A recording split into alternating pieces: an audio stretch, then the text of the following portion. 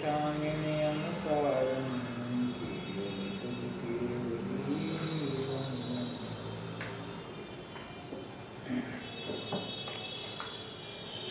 नियम सार प्रश्न क्रमांक 30 છે જીવ વિકાર અને કળશ નંબર 21 ની ચર્ચા આપણે કરી રહ્યા છીએ.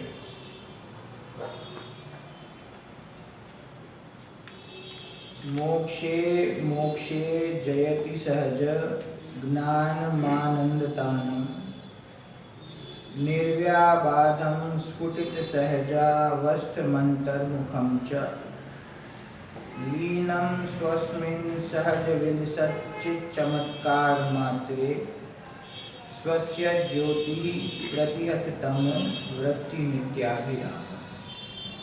શું આનો અર્થ છે? આનંદમાં જેનો ફેલાવ છે,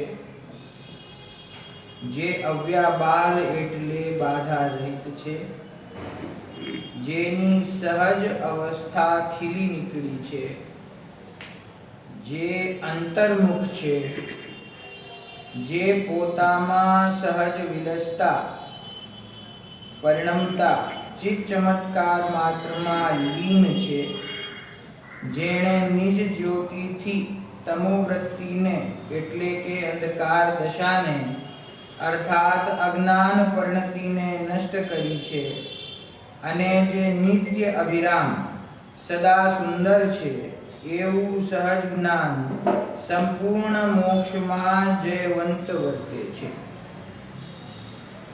અહીંયા પૂર્વની ગાથામાં સહજ જ્ઞાનની ચર્ચા કરી છે અને બે ભેદોની પણ ચર્ચા કરી, જેને કારણ સ્વભાવ જ્ઞાન અને કાર્ય સ્વભાવ જ્ઞાન નામ આપ્યું છે. પૂજ્ય ગુરુદેવ શ્રીના પ્રવચનની અંદર આ 21મા કળશમાં સહજ જ્ઞાનનો અર્થ ગુરુદેવે બંને પ્રકારે કરેલ છે. એટલે કે જે કેવળ જ્ઞાન છે એને પણ અહીંયા ઘટિત કર્યું છે, જે કાર્ય સ્વભાવ જ્ઞાન છે, અને જે સહજ જ્ઞાન પોતાનું કારણ સ્વભાવ જ્ઞાન છે એની પણ વાત કરી છે. કેવું છે તે જ્ઞાન? તો કહ્યું કે આનંદમાં જેનો ફેલાવ છે. આ તો શબ્દો એવા છે આચાર્ય દેવના. આનંદમાં જેનો ફેલાવ છે એટલે શું? કે ખરેખર તો જે જ્ઞાન છે ને એ જ્ઞાન હંમેશા સુખની સાથે જ હોય છે. જ્ઞાન પણ આત્માનું ગુણ છે અને સુખ પણ આત્માનું ગુણ છે. અને કોઈ જીવને જ્ઞાન પ્રગટ થાય એટલે સ્વભાવ તો છે જ, અને એ સમ્યક જ્ઞાનની પ્રગટતા થાય અને એને સુખનો આનંદનો અનુભવ ન થાય એવું ન બને. જ્ઞાન અને આનંદ સાથે સાથે જ છે. ત્રિકાર સ્વભાવને જોતા બંને આત્માના ત્રિકાર સ્વભાવ છે, અને આત્માનો અનુભવ પ્રગટ થતા જ્યાં સમ્યક દર્શન જ્ઞાન ચારિત્ર પ્રગટ થાય છે ત્યાં આનંદનો પણ અંશ પ્રગટ થાય છે. કારણ કે કશાયનો અભાવ થયો, અનંતાનુબંધી કશાય ચતુષ્કનો અભાવ થતા ત્યાં આનંદની અનુભૂતિ પણ ભેગી પ્રગટ થાય છે. તો કોઈ એમ વિચાર કરે કે જ્ઞાન જુદું પ્રગટ થાય અને આનંદ પછી પ્રગટ થાય, એવું નથી. જ્ઞાન અને સુખ એ બંને અવિનાભાવી છે, સાથે પ્રગટ થાય છે. તો જેને પરિપૂર્ણ જ્ઞાનની કાર્ય સ્વભાવ જ્ઞાનની પ્રગટતા થઈ છે, સર્વજ્ઞતા પ્રગટ થઈ છે, તો એમને હવે સુખમાં શું બાકી છે? કાંઈ બાકી નથી. એમને અનંત સુખની પ્રાપ્તિ થઈ છે. અનંત ચતુષ્ટય પ્રગટ થયું ને. કેવો અનંત ચતુષ્ટય?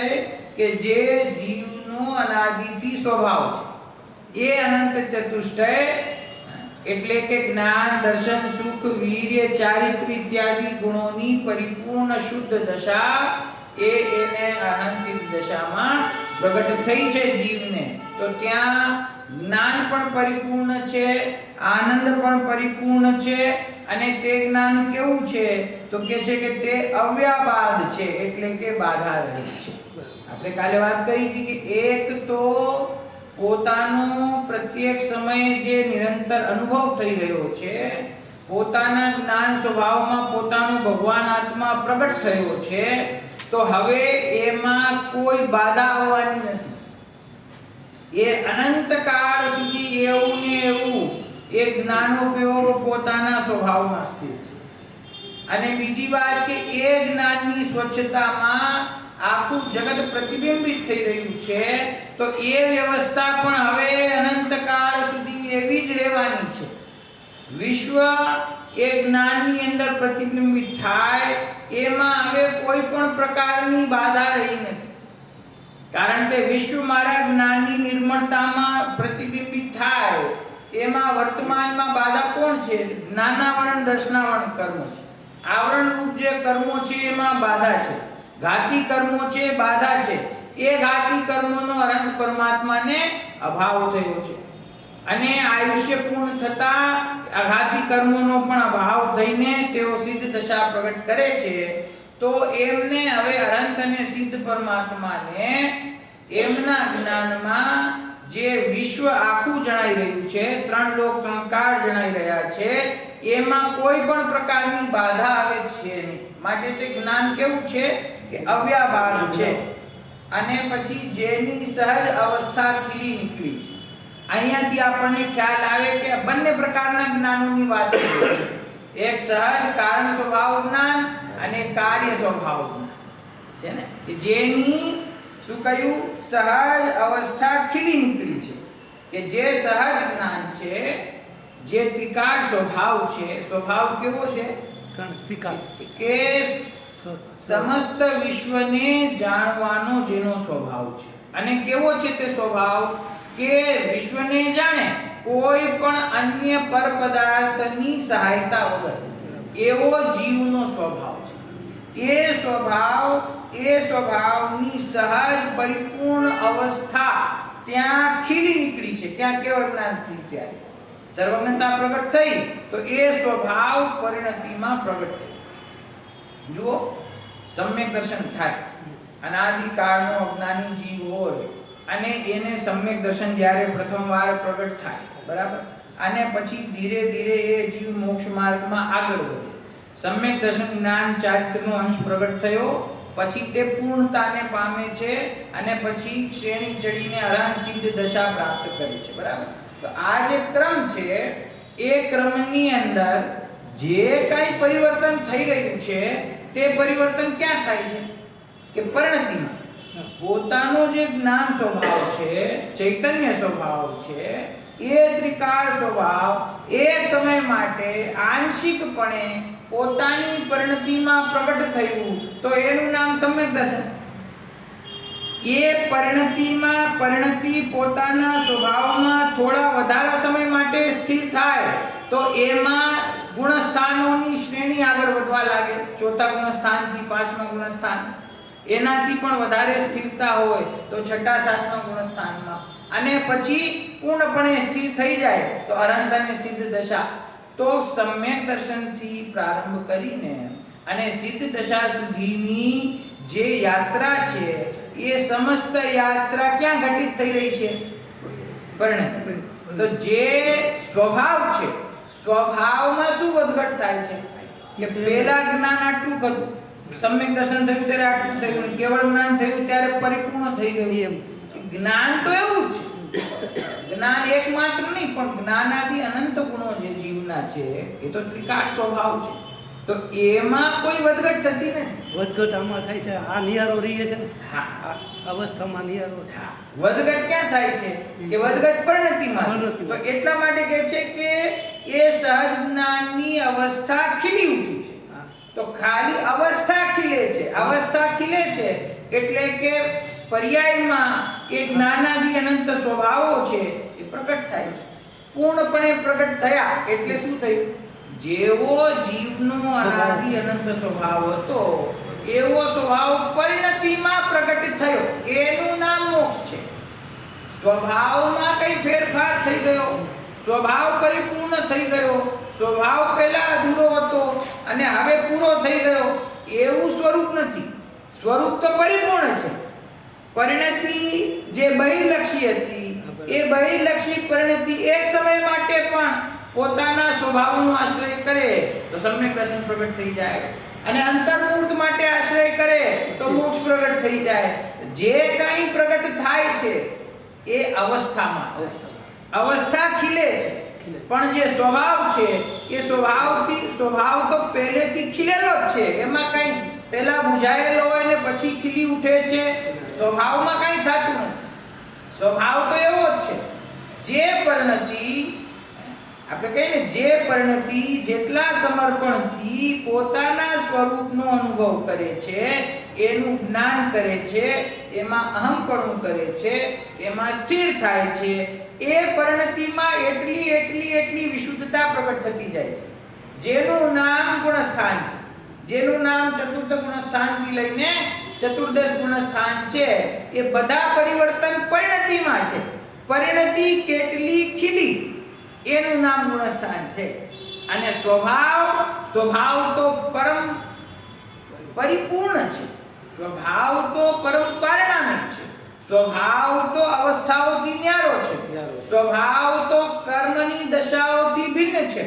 એમાં કર્મનો ઉદય, ઉપશમ, ક્ષય, ક્ષયોપશમ એ કાંઈ એમાં લાગુ પડતો નથી.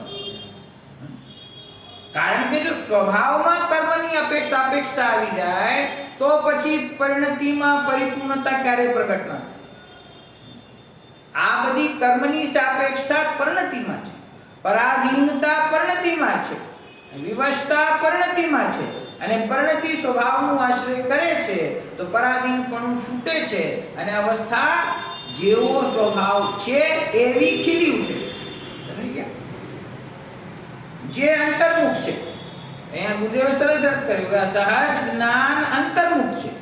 પોતાનો ત્રિકાળ સ્વભાવ છે એ તો પોતાના સ્વરૂપમાં જ છે, સ્વરૂપ માટે છે.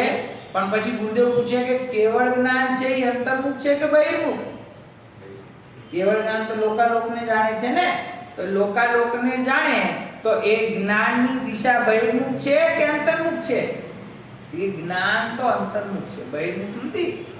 લોકાલોક જણાય છે છતાં એ લોકાલોક તરફ દ્રષ્ટિ નથી ભગવાનની. એમનું જ્ઞાન બહિર્મુખ નથી, પરંતુ સકલ જ્ઞેય જ્ઞાયક તદપિ નિજાનંદ રસલીન.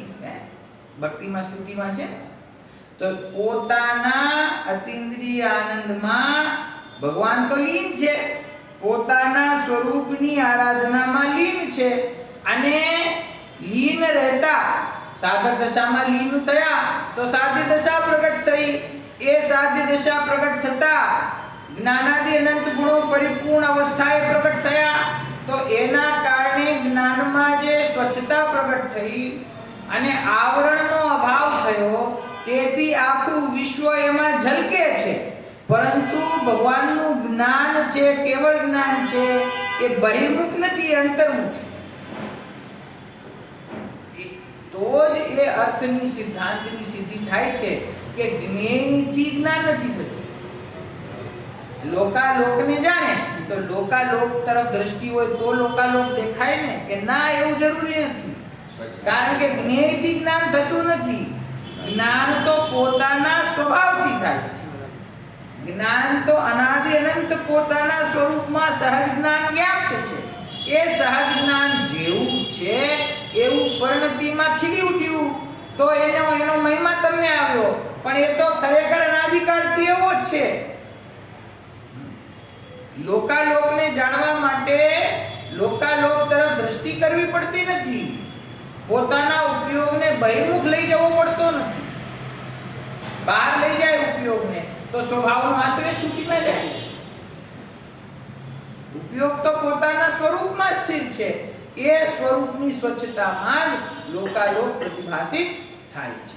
જે સ્વરૂપની સ્વચ્છતામાં લોકાલોક પ્રતિભાસિત થાય છે એ સ્વરૂપમાં સ્થિરતા છે. લોકાલોક તરફ મેલુબ્ધતા એમને તો છે નહીં. અને લોકાલોકને જાણવા માટે દ્રષ્ટિ પણ લોકાલોક તરફ નથી. પોતાના સ્વરૂપની દ્રષ્ટિ અને એમાં લોકાલોકનો પ્રતિભાસ. બરાબર? જે પોતામાં સહજ વિલસતા, ખેલતા, પરિણમતા ચિત્ત ચમત્કાર માત્રમાં લીન છે. કેવું છે તે સહજ જ્ઞાન? કે પોતાના ચૈતન્ય સ્વભાવમાં. ચિત્ત ચમત્કાર એટલે શું?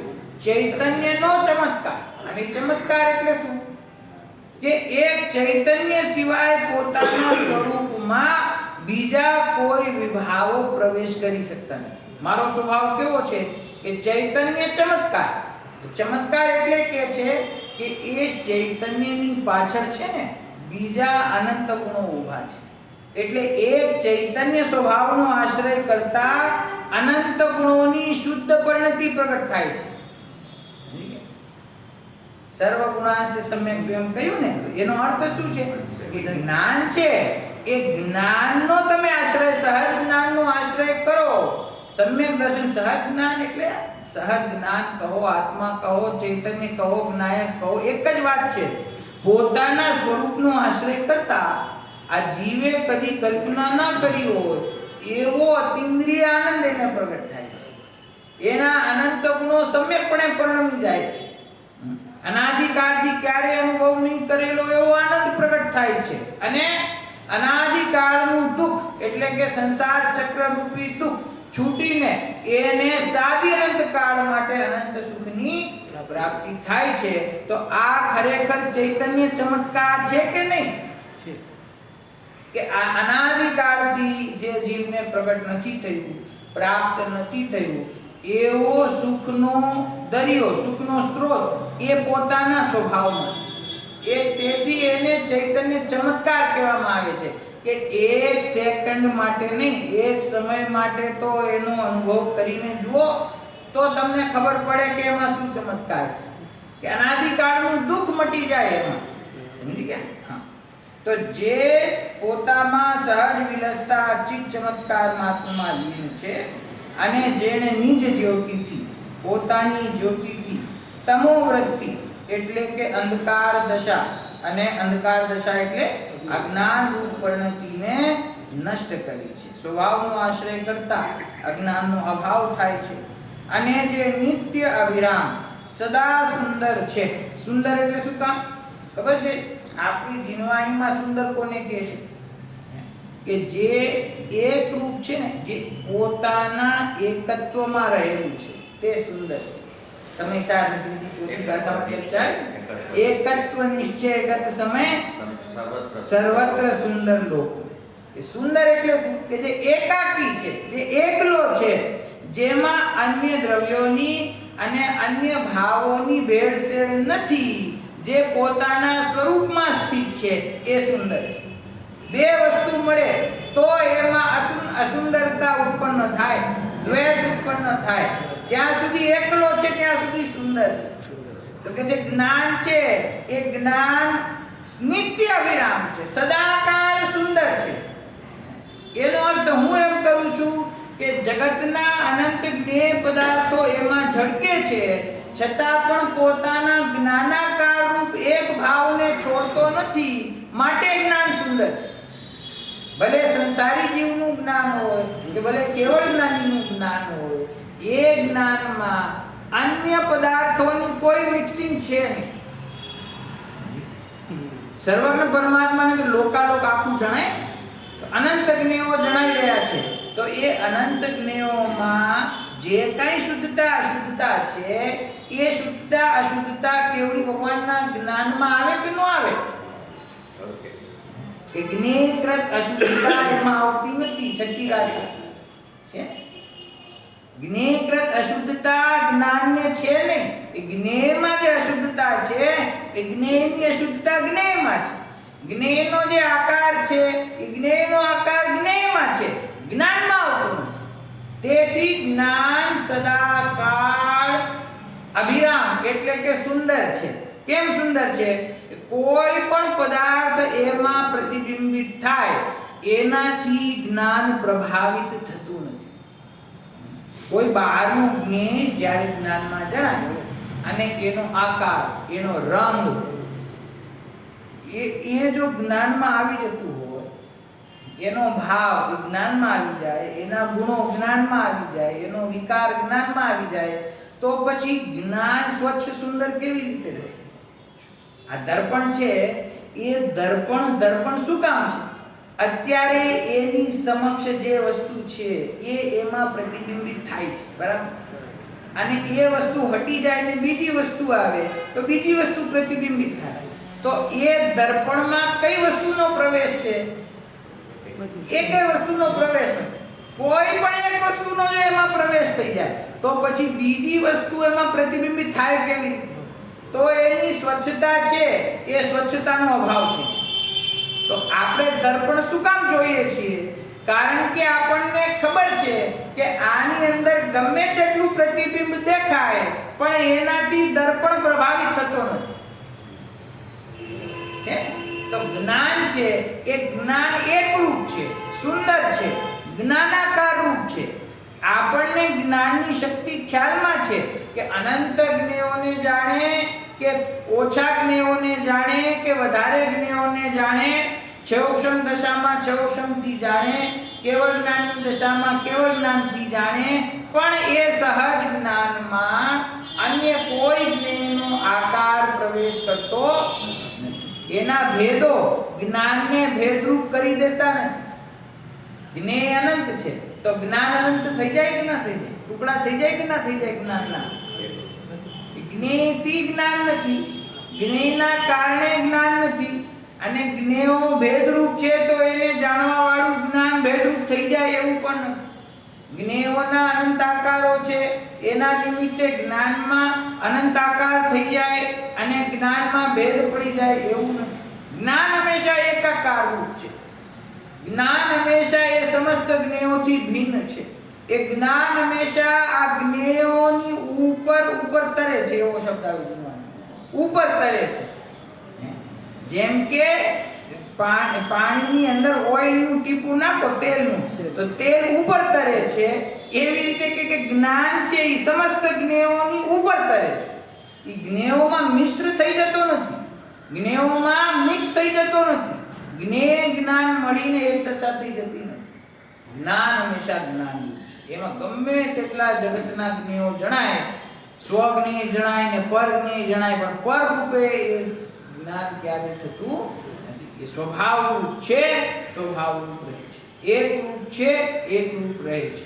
અને તેથી જ તે જ્ઞાન છે તે અભિરામ એટલે કે સુંદર છે. એવું સહજ જ્ઞાન સંપૂર્ણ મોક્ષમાં જયવંત વર્તે છે. તો અહીંયા કારણ સ્વભાવ જ્ઞાન છે તે સહજ જ્ઞાન, અને કાર્ય સ્વભાવ જ્ઞાન કેવળ જ્ઞાન છે તે પણ સહજ જ્ઞાન. એ બંને જ્ઞાનો મોક્ષમાં જયવંત વર્તે છે. બરાબર? જુઓ આગળ 22મા નંબરનો કળશ છે, ઉપર અનુસૂચન છે, પેજ નંબર 30.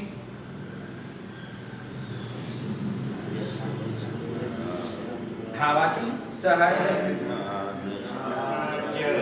સર્વસ્વં શુદ્ધ ચિન્મયં મહાત્માનમયં જ્ઞાત્વા નિર્વિકલ્પો ભવામ્યહં.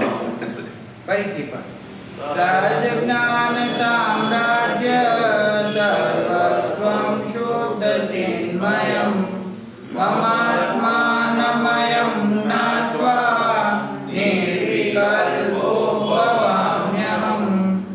જો શું છે શ્લોકાર્થ? સહજ જ્ઞાન રૂપી સામ્રાજ્ય જેનું સર્વસ્વ છે એવો શુદ્ધ ચૈતન્યમય મારા આત્માને જાણીને હું આ નિર્વિકલ્પ થાઉં છું. શું ભાવના અહીંયા આચાર્યએ ભાવી છે કે જે સહજ જ્ઞાન રૂપી સામ્રાજ્ય જ જેનું સર્વસ્વ છે. વાત કરી જ્ઞાનના 8 ભેદોની, અને પછી એમ કે છે 8 ભેદ નહીં, પણ જે સહજ જ્ઞાન છે, જે અભેદપણે રહેલું છે, જે અન્ય જ્ઞાનોની ઉપાધિથી રહિત છે, જેમાં મતિશું તવદી મન પર્યે કેવળ જ્ઞાનની ઉપાધિ નથી, એવું જે મારું જ્ઞાન છે એ જ મારું ખરેખર સ્વરૂપ છે. અને એ મારું જે સર્વસ્વ જ્ઞાન સામ્રાજ્ય છે એવા શુદ્ધ ચૈતન્યમય મારા આત્માને જાણીને હું આ નિર્વિકલ્પ થાઉં છું. એટલે કહેવાનું શું કે જો જ્ઞાનના ભેદોમાં ઉપયોગ અટકે તો નિર્વિકલ્પતા ન થાય. એટલે કે છે કે જ્ઞાનના ભેદોને જાણીને પછી એમાં જે કારણ સ્વભાવ જ્ઞાન રૂપ સહજ જ્ઞાન પોતાનું છે, જે ત્રિકાળ જ્ઞાન સ્વભાવ છે, જેનું પોતાના આત્મામાં સામ્રાજ્ય છે. એટલે કહેવાનું આ શું કે જે મારો આત્મા માત્ર સહજ જ્ઞાન સ્વરૂપ છે. કેવું છે? સહજ જ્ઞાન સ્વરૂપ. સહજનો અર્થ શું? ઘડી ઘડી આપણે કહીએ છીએ કર્મની ઉપાધિ નથી એમાં. અનાદિકાળથી જીવને કર્મનો ઉદય ચાલતો હોવાથી જીવને એવી ટેવ પડી જાય છે કે એ પોતાના સ્વરૂપને કર્મના નિમિત્ત વગર જોઈ શકતો જ નથી. હું કોણ કે હું એક ઇન્દ્રિય, બે ઇન્દ્રિય, ત્રણ ઇન્દ્રિય, ચાર ઇન્દ્રિય, પંચ ઇન્દ્રિય. હું કોણ કે મને ઓછું જ્ઞાન, વધારે. હું કોણ કે મારું આ શરીર, મારું તે શરીર. તો એને હું મારું પોતાનું સ્વરૂપ જે મને ખ્યાલમાં આવે છે એ સ્વરૂપ કર્મ સાપેક્ષ જ ખ્યાલમાં આવે છે. કર્મ નિરપેક્ષ સ્વરૂપ ખ્યાલમાં આવતું નથી. આ શરીર સાથે પ્રાપ્ત થયેલી ઇન્દ્રિયો, શરીર સાથે પ્રાપ્ત થયેલા નોકર્મો, શરીરમાં પ્રગટ થયેલું મતિશુદ્ધ જ્ઞાન, એ મતિશુદ્ધ જ્ઞાનની પરાધીન અવસ્થા, એ જ જીવને પોતાનું સ્વરૂપ દેખાય છે. હું કોણ છું કે હું મનુષ્ય ગતિનો જીવ છું, મને પાંચેન્દ્રિય પ્રગટ છે, હું સંગની પંચેન્દ્રિય છું, મને મતિશુદ્ધ જ્ઞાનનું ક્ષયોક્ષમ છે, મને પૂર્વના કર્મના ઉદયે વર્તમાનમાં સુખ દુઃખની પ્રાપ્તિ થયેલી છે. એવું જ મારું સ્વરૂપ છે. એનાથી ભિન્ન કઈ સ્વરૂપ છે ને? એ ભાઈ આ તું જેને તારું સ્વરૂપ સમજે છે એ કાંઈ તારું સ્વરૂપ જ નથી. તું બાળક નથી, યુવાન નથી, વૃદ્ધ નથી, તું પુરુષ નથી, તું સ્ત્રી નથી, તું આત્મા છો. અને એ આત્મા પણ કેવો કે જેમાં એકમાત્ર ચૈતન્યનું સામ્રાજ્ય છે. એટલે કે તું જ્ઞાનમય આત્મા છો, તું ચિત્ત ચમત્કારમય આત્મા છો, ચૈતન્ય ચમત્કાર રૂપ આત્મા છો. તારું સહજ જ્ઞાન છે. એ જ્ઞાનમાં એવી શક્તિ છે, એવી તાકાત છે કે આખું વિશ્વ એની અંદર પ્રતિબિંબિત થાય. એવા જ્ઞાનાદિ અનંત ગુણોનો સ્વામી તું છો. તેથી એવા પોતાના આત્માનો અનુભવ કરીશ, અભેદ આત્માનો અનુભવ કરીશ, તો તને નિર્વિકલ્પતા પ્રગટ થશે અને તો તને સુખની પ્રાપ્તિ થશે. અને જો તું બહારના વિષયોમાં અટકાઈશ તો પણ સુખની પ્રાપ્તિ નહીં થાય. અને જ્ઞાનાદિના જે ભેદ કર્યા એ ભેદોમાં પણ જો તારા વિકલ્પ રોકાશે તો પણ તને અતિન્દ્રિય આનંદની પ્રાપ્તિ નહીં થાય. તો કહે છે એક સહજ જ્ઞાન રૂપી સામ્રાજ્ય જેનું સર્વસ્વ છે. સર્વસ્વ કોને કહેવાય? સર્વસ્વ જ્ઞાન મારું સર્વસ્વ છે. એટલે સર્વ અને સ્વ બે શબ્દ છે ને. સર્વ સ્વ એટલે સ્વ એટલે હું, મારું સ્વરૂપ, એનું સંપૂર્ણ ભાવ, એનો ભાવ સર્વ. મારા સ્વનું સર્વ શું છે? જ્ઞાન. એટલે જ્ઞાન સિવાય મારી અંદર બીજું કાંઈ નથી. કોઈ એમ કહે કે ગુણો તો અનંત છે, ખાલી જ્ઞાન જ મારી અંદર છે, એવું શું કામ કહો છો? કે જ્ઞાન કહેતા બાકીના અનંત ગુણોનો સમાવેશ એમાં થઈ જાય છે. અને જ્ઞાન કહેતા બાકીના મોહ રાગ દ્વેષ રૂપ વિકારી ભાવોનો એમાંથી નિષેધ થઈ જાય છે. કેમ કે જ્ઞાન આત્માનો મુખ્ય સ્વભાવ છે. એ સ્વયંને અને અન્યને જાણે છે, માટે એને જીવનો સ્વભાવ કહેવામાં આવે. એ નિર્ણય કરવાની તાકાત એમાં છે, સ્વરૂપનો નિર્ણય કરે છે અને શ્રદ્ધાને વિષય આપે છે. તેથી જ્ઞાન એ આત્માનું મુખ્ય ગુણ છે. સમજી ગયા? તો એ જ્ઞાન છે એ જ મારું સામ્રાજ્ય છે. એટલે કે અનંત ગુણ જેમાં જ્ઞાન મુખ્ય છે એવા અનંત ગુણો એ જ મારા સ્વભાવ છે, એ જ મારું સ્વરૂપ છે, એ જ મારું સામ્રાજ્ય છે. એવા શુદ્ધ ચૈતન્યમય મારા આત્માને જાણીને હું આ નિર્વિકલ્પ થાઉં છું. એટલે કે નિર્વિકલ્પ દશાને પ્રગટ કરું છું. બરાબર? શ્રદ્ધાને વિષય આપે છે એટલે જ્ઞાન પેલા કહે છે કે અહીંયા શ્રદ્ધા કર, એમ કે શ્રદ્ધા જ્યાં શ્રદ્ધા કરે ત્યાં જ્ઞાન ઉપયોગ કરે. હા, સારો પ્રશ્ન છે. જો આપણને એમ થાય કે સૌથી મહત્વપૂર્ણ કોઈ ગુણ હોય તો શ્રદ્ધા છે. કેમ કે શ્રદ્ધા જ્યારે અહંપણું કરે શ્રદ્ધા જ્યારે પ્રતીતિ કરે ત્યારે સમ્યક દર્શન થાય. બરાબર? તો શ્રદ્ધા જ્યાં થાય છે ત્યાં જ્ઞાન પ્રવૃત્ત થાય છે કે જ્ઞાન જ્યાં પ્રવૃત્ત થાય છે ત્યાં શ્રદ્ધા થાય છે? વિચાર કરો. તો જો જેને આપણે જાણતા ન હોઈએ એવા વિષયમાં શ્રદ્ધા કેવી રીતે થાય? જાણેલાનું શ્રદ્ધા છે. તો પહેલા તો જ્ઞાનની પ્રવૃત્તિ છે. જ્ઞાનની તો અનાદિ અનંત પ્રગટતા છે જ, બધા ગુણો સ્વભાવમાં રહેલા છે, પણ જ્ઞાન સ્વ અને પરનો નિર્ણય કરે છે. ભેદ વિજ્ઞાન આપણે કહીએ તો સ્વ અને પરનું ભેદ વિજ્ઞાન. ભેદ વિજ્ઞાન કોણ કરે? શ્રદ્ધા કરે છે? ના, શ્રદ્ધા નથી કરતી, જ્ઞાન કરે છે. જ્ઞાન નિર્ણય કરે છે કે મારું સ્વરૂપ શું છે અને શું નહીં. જ્ઞાન જેનો નિર્ણય કરે છે કે આ હું છું, શ્રદ્ધા એમાં આમ પણ કરે છે. અનાદિકાળથી અજ્ઞાની જીવ, આપણે વાત કરી કર્મોપાધિ સાપેક્ષ આ શરીર અને નો કર્મોમાં પોતાપણું માને છે, વિકારી ભાવોમાં પોતાપણું માને છે. તો એ નિર્ણય કોણે કર્યો? જ્ઞાન. કે આ હું છું, આ શરીર તે હું છું.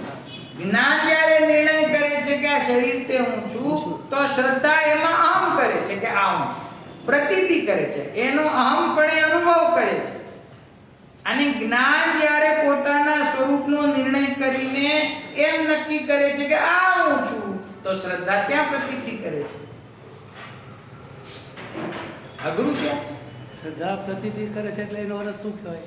જેમ જ્ઞાને તો જ્ઞાને જાણ્યું, જ્ઞાને કરીને જાણ્યું તેની વર્તે છે શુદ્ધ પ્રતીતિ. કૃપા મૂળ માર્ગમાં જે જ્ઞાને કરીને જાણ્યું છે તેની વર્તે છે શુદ્ધ પ્રતીતિ. હવે એનું નામ સંકિત કીધું. એનું નામ હવે એટલે જ્ઞાને તો જાણ્યું, જ્ઞાને તો જાણ્યું, શ્રદ્ધા કરી ક્યાં, પણ હવે શ્રદ્ધા શું કરે છે એ વખતે? આપણે એમ નથી કહેતા કે શ્રદ્ધા તો આંધળી છે. આંધળી છે. શ્રદ્ધા આંધળી છે એટલે શ્રદ્ધાને આમ પણ કરવું છે, હા. પણ ક્યાં કરવું છે હા. એને નથી ખબર. બરાબર. એને દેખાતું તો નથી છે, દેખાતું ના. તો દેખે છે કોણ? જ્ઞાન. જ્ઞાન દેખાય. જ્ઞાન. આપણે ઉદાહરણ નથી આવતો કે જંગલમાં આગ લાગી છે, હા. તો હવે એક વ્યક્તિ છે એ લંગડો છે, હા. એ ચાલી નથી શકતો, હા. એક વ્યક્તિ આંધળો છે, આંધળો. હવે ઈ કેવી રીતે બચે? એઓના માથે બેસે. હે? તો લંગડો છે ઈ આંધળાના ખભા ઉપર બેસીને એને રસ્તો બતાવે છે, અને આંધળો રસ્તો નથી જોઈ શકતો, ના. છતાં પણ ઈ લંગડાના બતાવેલા માર્ગ ઉપર ચાલીને ઈ બંને જણા બચી જાય છે. જ્ઞાન શ્રદ્ધા ના. એટલે જ્ઞાન છે ઈ દિશા બતાવે. દિશા બતાવે. આ પાંચ ઇન્દ્રિયના વિષય ભોગ છે ને, આમાં આનંદ છે, આમાં મજા છે. તો જ્ઞાન એમ કે આમાં મજા છે, તો શ્રદ્ધા અહીંયા દોડે. બરાબર. સમજી ગયા? પછી એને ઉપદેશ મળતા નિર્ણય થાય, સ્વપરનું ભેદ જ્ઞાન થાય, તો એમ કે ભાઈ અનાદિકાળથી હું આમાં આનંદ શોધતો તો પણ મને મળ્યો નહીં. હવે આ દ્રવ્ય કર્મ, ભાવ કર્મ, નો કર્મથી રહિત ત્રિકાળી ધ્રુવ ભગવાન આત્મા હું છું એવું મને ભાસે છે. તો જ્ઞાન જ્યારે એમ કે છે કે આ હું છું, તો શ્રદ્ધા અહીંયા આમ પણ કરે છે. તો શ્રદ્ધાને જ્ઞાન વિષય આપે છે. એટલા માટે એમ કહેવામાં આવે છે કે સર્વપ્રથમ પોતાના જ્ઞાનમાં પોતાના ત્રિકાળી ધ્રુવ ભગવાન આત્માનું સ્વરૂપ સ્પષ્ટપણે ખ્યાલ આવવું જોઈએ. જેવું એનું સ્વરૂપ છે, દ્રવ્ય કર્મ, ભાવ કર્મ, નો કર્મથી ભિન્ન, એ ખ્યાલમાં આવવું જોઈએ કેવું છે. જો સ્વરૂપ સ્પષ્ટતા જ્ઞાનમાં નહીં હોય તો શ્રદ્ધા આમ કોનામાં કરશે? જ્ઞાન એમ વિચાર કરે કે શુદ્ધાશુદ્ધ પર્યાય સહિત હું છું. પ્રમાણનું દ્રવ્ય છે ને, તો પ્રમાણના દ્રવ્યમાં જ્ઞાન એમ કહે કે આ હું છું, તો પછી શ્રદ્ધા એમાં આમ કરશે, તો અનુભૂતિ નહીં થાય. જ્ઞાનમાં જ્યાં સુધી ભૂલ છે ત્યાં સુધી શ્રદ્ધા સમ્યક થતી નથી. આ એક વાત. હવે બીજી વાત, જ્ઞાનમાં સ્વરૂપ જેવું છે એવો નિર્ણય થાય, પણ એ નિર્ણયને સમ્યકપણાનો સ્ટેમ્પ ક્યારે મળે? કે જ્યારે શ્રદ્ધા એનો આમપણે અનુભવ કરે ત્યારે. જ્ઞાન આગમ પ્રમાણે, શાસ્ત્ર પ્રમાણે સાચું હોવા છતાં પણ સમ્યક જ્ઞાન કહેવાતું નથી. આપણે આ વાંચીએ છીએ, જેવો અર્થ અહીંયા જે કહેવામાં આવ્યો છે એવો જ સમજીએ છીએ. ગુરુદેવશ્રીએ જેવું સમજાવ્યું એવું સ્વીકાર કરીએ છીએ. તો જ્ઞાન આપણું સમ્યક જ્ઞાન કહેવાય કે ના કહેવાય? તો શાસ્ત્રમાંથી વાંચું છું ને. શ્રદ્ધા ક્યાં છે? શ્રદ્ધા નથી. હું તો શાસ્ત્રમાંથી જ જ્ઞાન પ્રાપ્ત કરું છું, તો એ જ્ઞાન સમ્યક જ્ઞાન છે કે નહીં? નથી. એ સાચું હોવા છતાં, શાસ્ત્ર પ્રમાણે હોવા છતાં, આગમ પ્રમાણે હોવા છતાં એનું નામ હજી સમ્યક જ્ઞાન પડ્યું નથી. શ્રદ્ધા નથી. કેમ કે હજી શ્રદ્ધાએ એવા આત્માની અનુભૂતિ કરી નથી, પ્રતીતિ કરી નથી, આમપણું કર્યું નથી. શ્રદ્ધા જ્યારે આમપણું કરશે ત્યારે આ જ જ્ઞાન, જે જ્ઞાન શ્રદ્ધા પૂર્વે મિથ્યા જ્ઞાન છે, તે જ જ્ઞાન સમ્યક દર્શન થતા, પ્રતીતિ થતા સમ્યક જ્ઞાનમાં ફેરવાઈ જાય છે. બરાબર છે. એટલા માટે તો કહ્યું, મોક્ષ માલ કી પ્રથમ સીડી યાબિન જ્ઞાન ચરિતા સમ્યકતાના લય સો દર્શન ધારો ભવ્ય પવિત્ર. કે દર્શન એટલે કે શ્રદ્ધા છે, તે મોક્ષ માર્ગની પ્રથમ સીડી છે. એ પ્રથમ સીડી હોવાથી એના વગર જ્ઞાન અને ચારિત્ર સમ્યક નામ પામતા નથી. સમ્યક નામ એને ક્યારે મળે? શ્રદ્ધા થાય તો. શ્રદ્ધા ન થાય તો ગમે તેટલું આગમનું જ્ઞાન હોય એ સમ્યક જ્ઞાન ન કહેવાય. કારણ કે વ્યવહારથી એવી પરિભાષા પણ જીવવાણીમાં આવી કે શાસ્ત્રનું જ્ઞાન થાય એનું નામ સમ્યક જ્ઞાન. તો આ શાસ્ત્રનું જ્ઞાન છે એ ખરેખર સમ્યક જ્ઞાન છે કે નહીં? કે સમ્યક દર્શન થાય તો સમ્યક જ્ઞાન છે, અને સમ્યક દર્શન ન થાય તો મિથ્યા જ્ઞાન છે. ચારિત્ર છે, ગમે તેટલું પાલન કરતો હોય પણ સમ્યક દર્શન ના હોય તો એ ચારિત્ર એ અચારિત્ર છે, મિથ્યા ચારિત્ર છે. અને સમ્યક દર્શન પૂર્વક પોતાના સ્વરૂપની સ્થિરતા પૂર્વક એના જીવનમાં જે કંઈ વર્તાદિક હોય એને વ્યવહારથી સમ્યક ચારિત્ર કહેવામાં આવે છે. અને જે આનંદ નથી આવતો એનું કારણ કે શ્રદ્ધા છે ને હજી એને પૂરી નથી. જે આનંદ વાત નથી, છે જ નહીં. અવળી હાવ શ્રદ્ધા તો આનંદ નથી આવતો. કા સીધી કા આવડી, અવળી બસ. થોડી શ્રદ્ધા, થોડી અશ્રદ્ધા, એવું શ્રદ્ધાનું સ્વરૂપ. કામ નથી. બરાબર. કામ બરાબર છે. રાઈટ. જો જ્ઞાન છે ને, જ્ઞાન નિર્ણય કરે છે, શ્રદ્ધા અહંપણું કરે છે, અને ચારિત્રની જે સ્થિરતા છે ને એ ક્રમે ક્રમે પૂર્ણ થાય છે. સ્થિરતા પૂરી નથી એમ તો તમે કહી શકો, પણ શ્રદ્ધા નથી, થોડું છે અને થોડું નથી એમ.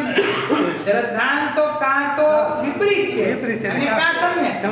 સમ્યક શ્રદ્ધા થયા પછી જે ચારિત્ર છે એ ચારિત્ર ધીરે ધીરે ક્રમથી પૂરું એમાં થાય, ક્રમ આવે. એમાં ક્રમ આવે, શ્રદ્ધામાં ક્રમ થાય.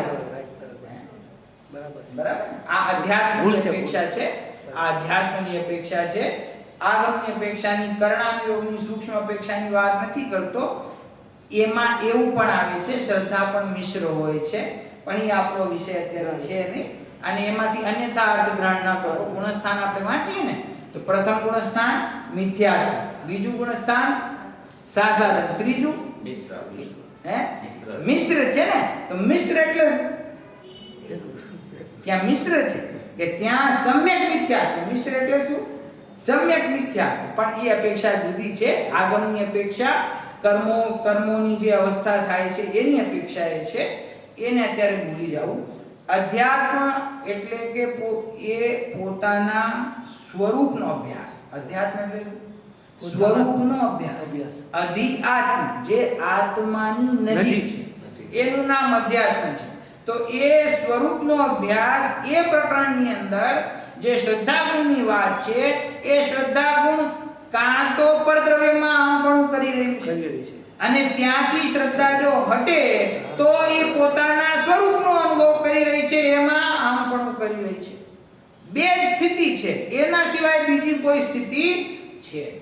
બાકી એમ પણ કહેવામાં આવે, લાલચંદભાઈ હતા આપણા રાજકોટ વાળા ભાઈ શ્રી, તો એમ પણ કહેતા કે મિથ્યાત્વ ટળતા પેલા ગળે છે, પેલા ગળે, ધીરે થોડો ગળે, અને ગળીને પછી ટળે. સમજી ગયા? તો ગળે છે એટલે એનો અર્થ શું? કે તમને જેમ સ્વરૂપના સંસ્કારો ઊંડા થતા જાય, જેમ તમારું તત્વજ્ઞાન સ્પષ્ટ થતું જાય, જેમ તમારી અંદર વિશુદ્ધતા આવે, એમ તમારું મિથ્યાત્વ છે એ ઢીલું પડવા લાગે છે, એની પકડ ઢીલી પડી જાય છે. અને પછી એકવાર અભૂતપૂર્વ પુરુષાર્થ જીવને ઉપડે તો એ સમયે મિથ્યાત્વનો અભાવ થાય છે. બરાબર? તો જ્યાં જે યોગ્ય છે એ અપેક્ષા ત્યાં સમજવી જોઈએ. બરાબર છે ને? તો શ્રદ્ધા જ્ઞાનનું અનુસરણ કરીને પોતાના આત્મ સ્વભાવમાં પ્રતીતિ અહમપણું કરે છે અને ત્યારે જીવને સમ્યક દર્શન પ્રગટ થાય છે. સમ્યક દર્શન પ્રગટ થતા જ્ઞાન અને ચારિત્ર પણ સમ્યક થાય છે. પરંતુ અહીંયા અત્યારે આ 11મી 12મી ગાથાનો જે વિષય છે એની અંદર જ્ઞાનના ભેદોની ચર્ચા આવી, સમ્યક ભેદોની ચર્ચા આવી, મિથ્યા ભેદોની ચર્ચા આવી, પછી સહજ જ્ઞાનની ચર્ચા આવી. એટલે આ ટીકાકાર આચાર્ય દેવનું જે જોર છે એ જોર સહજ જ્ઞાન ઉપર છે, જ્ઞાનના ભેદો પર નથી. એમણે કહ્યું કે સહજ જ્ઞાન જ એકમાત્ર સુખનું કારણ હોવાથી, મોક્ષનું કારણ હોવાથી એ જ ભવ્ય જીવોને ઉપાદેય છે, બીજું કોઈ પણ ઉપાદેય છે નહીં. એવા સહજ જ્ઞાનમય મારા આત્માને જાણીને, જ્ઞાનના ભેદોને જાણીને, એમાં અટકવું છોડીને હું નિર્વિકલ્પ થાઉં છું. એમાં અટકે તો નિર્વિકલ્પ ન થાય, અને જાણે જ નહીં તો એને જ્ઞાનનું સ્વરૂપ શું છે એ ખ્યાલમાં ના આવે. તો એને જાણવું પણ જરૂરી છે અને એમાં અટકવું છોડવું પણ જરૂરી છે. એ બંને કળાઓમાં નિષ્ણાત જે હોય છે એ જીવ મોક્ષની પ્રાપ્તિ કરે છે. ચલો, સમય થઈ ગયો છે. 13મી ગાથા હવે આપણે કાલથી પ્રારંભ